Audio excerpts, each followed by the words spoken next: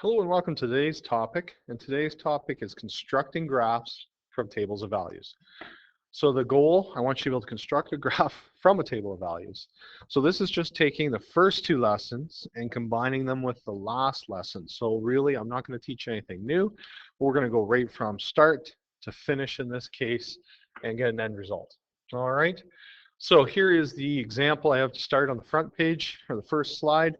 So what's going to happen today in the homework is that you're going to be given, some of them are going to give you a t-chart. So for the t-chart, remember that the outside values, the green, we talked about this in the previous video, the green gives us the actual coordinate. All right, and in the middle, we're allowed to do our rough work. So highlight that in green, and in yellow, this is where that rough work happens. All right, so for the first one, let's do y equals negative 3x plus 2. All right, and we're going to use the x values. Let's go by 2s. So let's go negative 2, 0, 2, and 4. So in that yellow box, we do the rough work. And remember, we replace the x inside a relationship. That x there gets replaced with the number specified in the x column.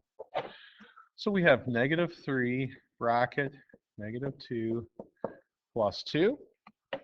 Pull out the calculator, or for the people that are comfortable, we can do this in your head. So negative 3 times negative 2, negative times a negative is positive. So negative 3 times negative 2 is 6, plus another 2 gives us 8. All right, on to the next one. Negative 3 times 0 plus 2. Again, either calculator or following in your head.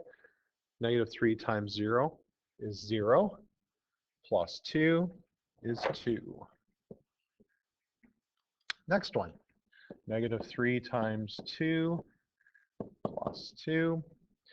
Now we have a negative times a positive. So negative times positive is going to be a negative number, and the calculator will confirm that. Negative 3 times 2 is negative 6. All right, and then plus 2, it ends up being negative 4. All right, and finally the last one, negative 3 times 4 plus 2. So we do the multiplication again, negative times a positive, so negative 3 times 4, negative 12, plus 2 would be negative 10. So there are the coordinates. So the green is our coordinates, okay? So for example, our first coordinate would be negative 2 and 8, okay? So the negative 2, let's see where that's coming from. This negative 2 comes from here. This 8 comes from here, okay? So those two that I have marked there are a coordinate. So right here, those two form one coordinate. Look at all the colors, isn't that cool? All right, so back on task here. So negative 2 and 8. So remember, for those that need the reminder, if I go to the right, it's positive, and if I go up, it's positive. So negative 2 means I have to go, oops, I'm going to use my disappearing ink here, 1, 2, and up 8. So then I go up 8. So that's where that first coordinate will be, and you're going to see my ink disappear. So again, hopefully by now you don't need the lines drawn in. You can just count with your fingers. All right. The next coordinate, 0, 2. So 0, well, that means I don't move at all from the origin there. I stay put, but I do have to go up 2 squares. So there's my next coordinate there. Moving along, 2, negative 4. So that means at the origin, I go 2 to the right because it's positive 2. Now I go down 4. 1, 2, 3, 4. So there's my next coordinate. And finally, 4, negative 10. So 4, negative 10. 1, 2, 3, 4. Negative means I go down, and I go way down to negative 10. That's as far as my grid goes, so I know I can go right down there. And there's my last point. Now we want to draw the graph. So if you look at those 4 points, what do you think they look like, or what do they line up like? Well, to me, they look like they form a line. So I'm going to pull out my ruler, and I'm going to draw a line straight through as best I can. All right, and you put an arrowhead on both ends. So there we go.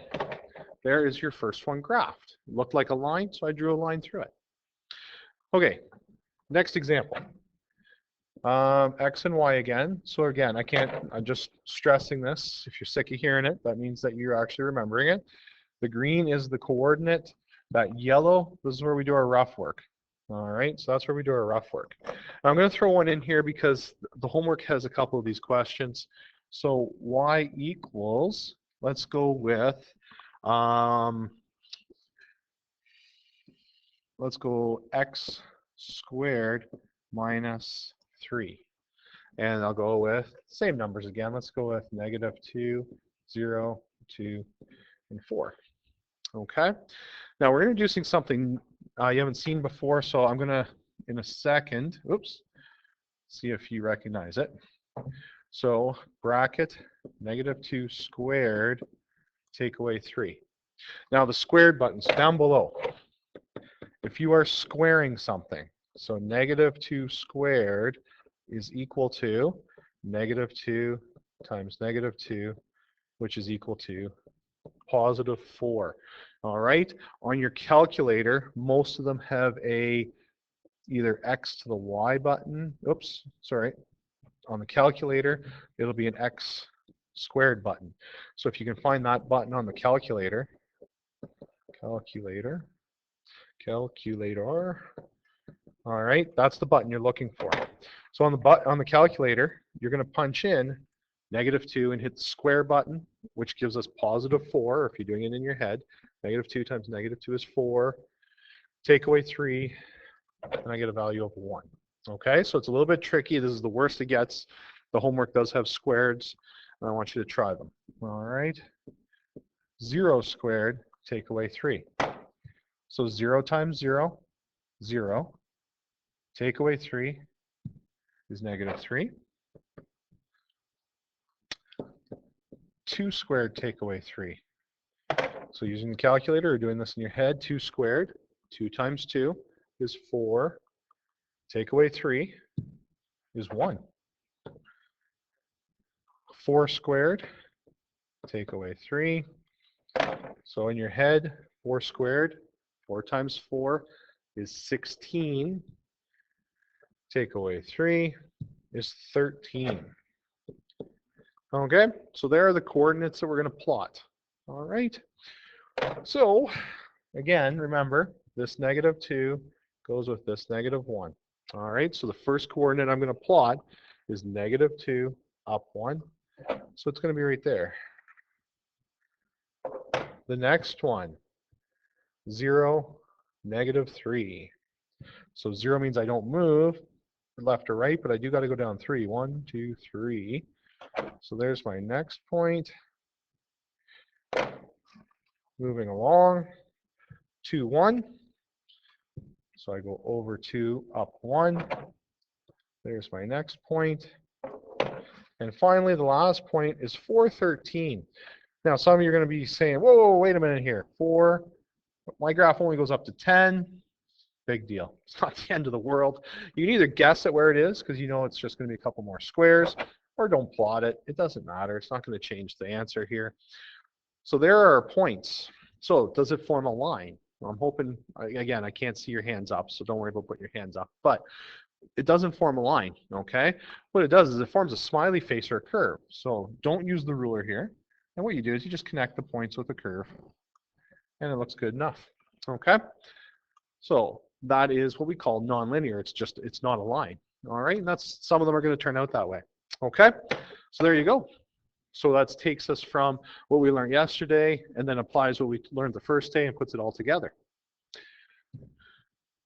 Oop, that's it. That's the note right there. So you're all set to go with today's homework. So again, create your T-chart, take your time, either use the calculator, and then like I said, if it results in a line, then use a ruler and draw the points through. If you don't think it's a line, don't use the ruler, okay, and draw that nice curve through. Good luck, and if you have any questions, make sure you ask in class. Glad to help you out. and we'll see you in the final lesson for this unit.